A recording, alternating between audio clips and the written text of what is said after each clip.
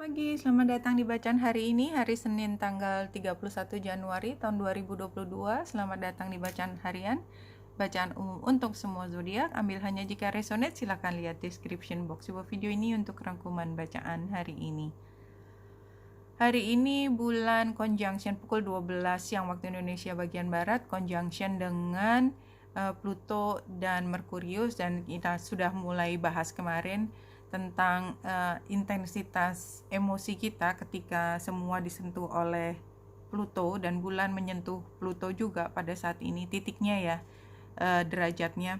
Ini menandakan bahwa emosi kita akan meningkat karena kan bulan itu adalah tentang emosi dan dia terkena energi Pluto secara langsung. Jadi jelas ini adalah hari yang tingkat emosinya tinggi. Somehow karena Merkurius juga ikut di dalam conjunction ini, jadi kita juga memahami situasinya. Jadi buat beberapa dengan emosi yang sangat tinggi tapi mampu untuk selalu memegang kendali atas apa yang harus dilakukan, ini terutama buat pimpinan atau orang yang punya pengaruh kepada kesejahteraannya orang lain dan berharap semua yang terbaik buat orang-orang yang menggantungkan semua untuk dirinya. Ya, ini digambarkan dari Capricorn ya, posisinya dia ada di Capricorn. Dan apa sih sebenarnya yang diributkan itu adalah tentang situasi yang sudah ada sejak masa lalu, karena ada South Node di sini, sextile, dan ini kayak sudah bisa diantisipasi lah. Kita udah tahu hari ini tuh akan datang, tapi somehow tetap aja ya, kayak kita misalnya datang ke perkawinan gitu ya, kita tahu bahwa ya hari itu jam berapa, udah tahu lah nanti prosesinya jam berapa, tetapi ketika proses komunikasinya somehow haru birunya itu tidak bisa terlepas, apalagi mengingat bagaimana perjuangannya bisa sampai ke meja ini gitu ya. Jadi somehow ini membawa hal yang positif karena kita bisa melihat masa depan gitu tentang status baru ini. Status, saya sebut status karena dia ada di Capricorn ya. Saya pikir itu yang utama. Sama besok itu akan ada tahun baru buat yang merayakan Imlek ya, Gong Sifa Choi buat besok. Kalau saya salah bicara karena saya bukan dari suku itu, sehingga kalau saya salah bicara minta maaf. Tapi intinya adalah besok adalah bulan baru, ketika bulan ini tanggal 31, tanggal 1 Februari bulan dan matahari bertemu ketika pukul 12 siang 46 menit di situ. Dan cantiknya di sini sebenarnya juga udah pernah disampaikan kemarin-kemarin, itu juga conjunction dengan Saturnus. Maka 1 tahun ke depan, saya lupa lagi melihat ini tahun Imleknya tahun apa, nanti disampaikan saja, bisa di komen. Intinya adalah ini adalah tahun dimana kita harus kerja keras. Itu udah mau ngomong apa lagi, nggak ada yang lebih jelas lagi. Ketika bulan, matahari, Saturnus conjunction, itu udah menunjukkan ini yang sangat membawa kita untuk bekerja dengan penuh konsentrasi, dan tujuan utama kita membuat perubahan karena dia square langsung dengan Uranus ya, dan dia satu waktu juga sextile dengan Chiron. Jadi kita tahu kita ingin membuat perubahan dan tujuan utamanya tentunya adalah perubahan yang mengarah pada healing, Chiron ya, mencari perbaikan. Tapi untuk dapat perbaikan yang menjadi titik depannya kita, itu bukan hal yang mudah ya. Saturnusnya tidak mudah, square dengan Uranusnya juga tidak mudah, tapi sextile-nya dengan Chiron artinya kita selalu bisa mengembalikan arah jalan kita menuju perbaikan ke masa depan. Itu untuk 1 Februarinya. Besok mudah-mudahan saya bisa fokus ke kartu-kartu oracle dan tarot, tapi kita sudah tahu dari hari ini tanggal 31 Januari yang sekarang adalah emosi yang sangat tinggi. Kembali lagi bulan conjunction dengan Pluto dan Merkurius.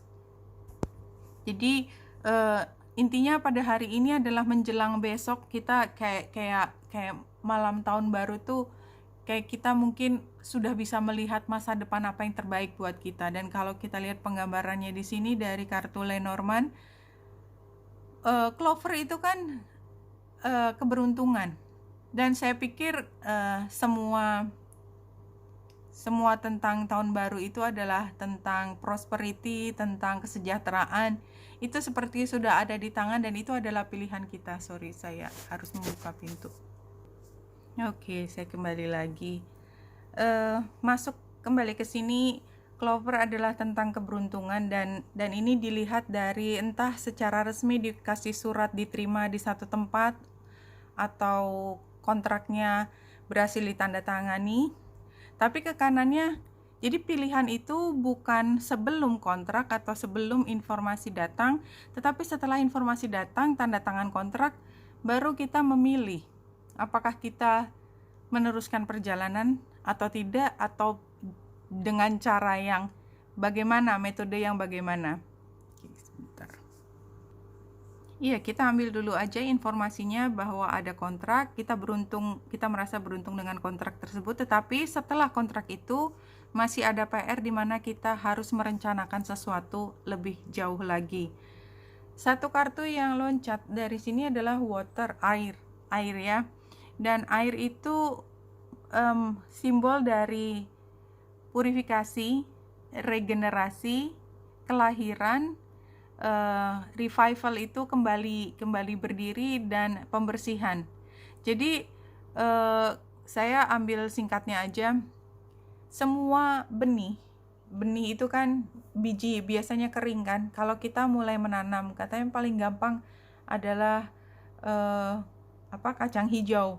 Supaya dia bisa mulai jadi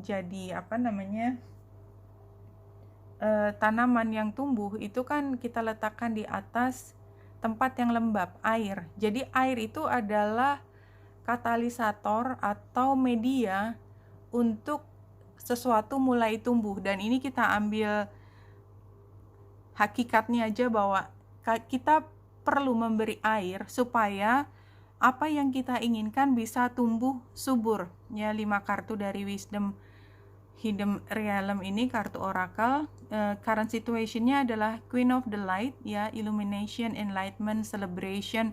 Apapun celebration, kita bisa ambil celebration ya, atau kita bisa mulai dengan ini adalah titik di mana kita memahami sebagai langkah awal di mana kita mau berjalan. Niat kita itu bersih, putih, ya, berjalan semaksimal mungkin, mencoba untuk selurus-lurusnya tanda petik, dan tidak lagi menerima godaan yang kita udah belajar banyak bahwa kalau kita menerima apapun yang tampaknya menggiurkan itu selalu membawa kita pada situasi harus bersih-bersih juga pada akhirnya.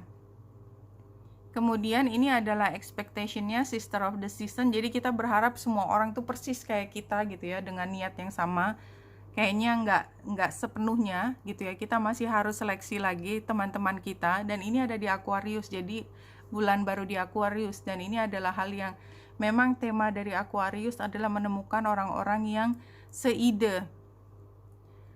Eyes of Beauty, positive expectation, clarity. Jadi kalau menurut saya ini adalah bagaimana, jadi kan kita niatnya putih, kita mau berjalan apapun yang kita terima, kita mau jalan lempeng aja, nggak pakai apa-apa, dan ini adalah celebration menurut kita dikasih kesempatan baru di kertas yang putih yang baru ya, untuk berjalan nggak pakai salah lagi, dan kita berharap orang-orang yang di sekitar kita memahami kita dan kita menuju ke satu tempat yang bersama.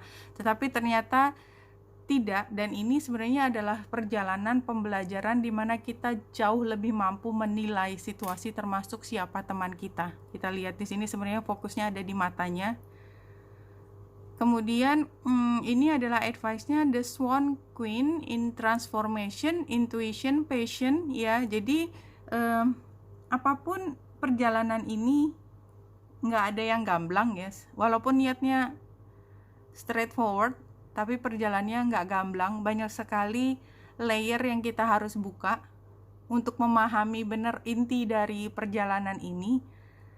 Dan itu setiap layer terbuka ada transformasi, ada perubahan, dan itu kita diminta untuk mempertajam intuisi kita, dan supaya intuisi kita bisa berjalan kita harus tenang dan sabar, tidak buru-buru, tidak gemes gitu, jangan. possible outcome-nya adalah kita akan dibantu sepanjang jalan, walaupun ya kita tetap harus memilih mana teman yang sejalan dengan kita. Kalau nggak salah masih ada lagi ya 3 kartu di sini. Stand up for all animals. Kalau saya melihat ini animal termasuk manusia ya. Jadi kita berdiri di sisi kemanusiaan. Ini beginning of the week. Kemudian ini adalah middle of the week-nya, creative wonderment. Jadi di sini mungkin hari Rabu Kamisnya kita bisa semaksimal mungkin berkreasi. Awalnya adalah kita menentukan niat yang terbaik. Kemudian di akhir minggu itu dragon atau discover your courage adalah ternyata untuk mengembangkan ide kita menjadi realitas, menjadi produk, jasa atau barang. Itu kita diminta untuk lebih berani mengekspresikan diri, berani mencoba atau berani keluar dari box ya, out of the box dalam membuat sesuatu. Nah, ini 4 kartu dari tarot sebagai rangkuman. What do you think? What do you think? Tapi kalau kita lihat The Hermit sebagai advice itu sendiri, sebenarnya kita menggunakan data ya. Menggunakan data dan kita coba untuk melakukan analisisnya sendiri dulu sebelum mendiskusikan bersama. Jadi kuatkan dulu posisi kita maunya apa pemahaman kita, baru kita mengadu argumen maksudnya, atau mencoba merangkum dari semua yang ada ya. Dan kalau kita lihat di kanan The Chariot, kayaknya memang ini perlu beberapa kali proses untuk memahami situasi ya. Ini terlihat juga di Queen of Wands. Ini sepertinya kita memang mungkin kita terlalu antusias bahwa ini akan segera selesai, which is kayaknya enggak, karena masih ada informasi yang tertutup ya, tadi yang saya cerita tentang layer the moon-nya. Kemudian The Hermit adalah caranya, advice-nya adalah sebelum kita mengkombinasikan semua pemahaman kita dari beberapa orang, sebaiknya kita juga mencoba untuk memahaminya sendiri dulu dengan data-data yang kita miliki. Dan The Chariot terbalik itu menandakan bahwa mungkin informasinya juga belum sampai pada titik di mana kita bisa membuat keputusan yang saklek gitu. Jadi keputusannya kembali untuk belajar atau mencari informasi lain, itu termasuk.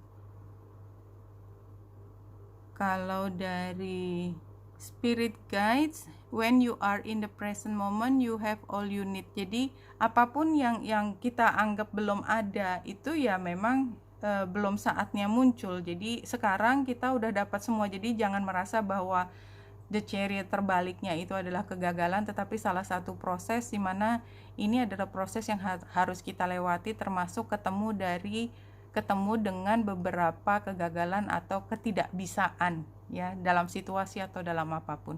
Oke, Winita Indrasari sini, semoga membantu. Salam hati dan cahaya.